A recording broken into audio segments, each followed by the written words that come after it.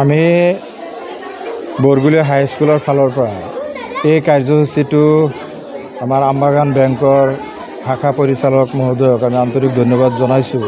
কাৰণ তেখেতে আমাৰ এই অঞ্চলৰ কণ কণ শিশুসকলৰ মনৰ আগ্ৰহটো বঢ়াবৰ কাৰণে, পঢ়াৰ প্ৰতি মনৰ আগ্ৰহ বঢ়াবৰ কাৰণে যিটো ব্যৱস্থাপনাত আজি বেগৰ যিটো ব্যৱস্থা কৰি আমাৰ কণ কণ ল'ৰা ছোৱালীক দিছে, তাত আমাৰ ল'ৰা ছোৱালীখিনিও আনন্দিত হৈছে। ইয়াৰ লগতে আমাৰ বৰগুলি অঞ্চলৰ ৰাইজ তথা আমাৰ শিক্ষাগুৰুসকল সকলোৱে আমি এই বিষয়ত আমি তেখেতসকলক পাঞ্জাৱ নেশ্যনেল বেংকৰ কৰ্তৃপক্ষসকলক আমি আন্তৰিক ধন্যবাদ জনাইছোঁ।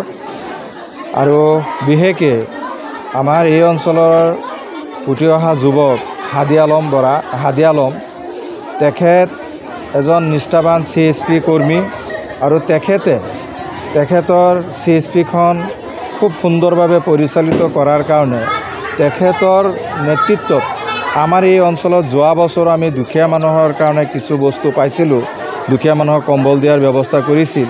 আৰু এইবাৰো তেখেতৰ ব্যৱস্থাপনাত আজি তেখেতৰ সহযোগত আজি আমাৰ বৰগুলি হাই স্কুলে এই বেগৰ যিটো সুবিধা পাইছে তাৰ কাৰণে আমি হাদি আলমক আন্তৰিক ধন্যবাদ যাচিছোঁ। কাৰণ হাদি আলম এনেকুৱা এজন ব্যক্তি আমি যিটো জানো ব্যক্তিগতভাৱে, কাৰণ এবাৰ তেখেত নিজে CSPৰ টকা আনিবৰ কাৰণে আমবাগান গৈছিল। আমবাগানৰ পৰা টকাখিনি লৈ আহোঁতে আধা বাটত বন্দুক দৰিয়াই তেখেতৰ পৰা টকাখিনি কাঢ়ি নিছিল। কিন্তু তেখেত এজন সৎ মানুহ থকাৰ পিছত তেখেতৰ নিজৰ ব্যক্তিগত টকাৰে এই গোটেইখিনি মানুহৰ ঋণবিলাক পৰিশোধ কৰিছিল।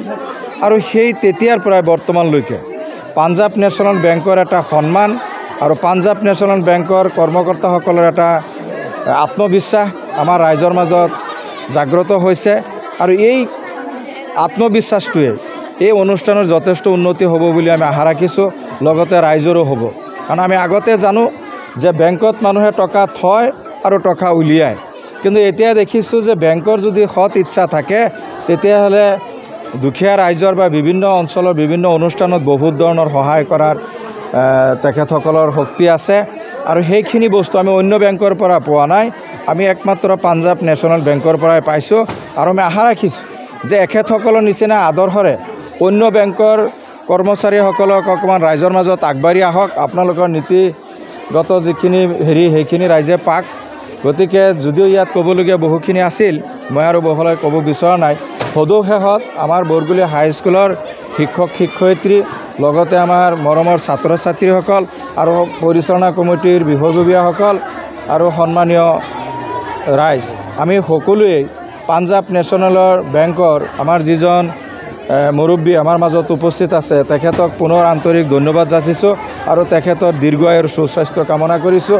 আৰু তেখেতৰ নেতৃত্বত আগলৈ এই অনুষ্ঠানটো আৰু অধিক শক্তিশালী হ'ব বুলি আশা ৰাখিছোঁ।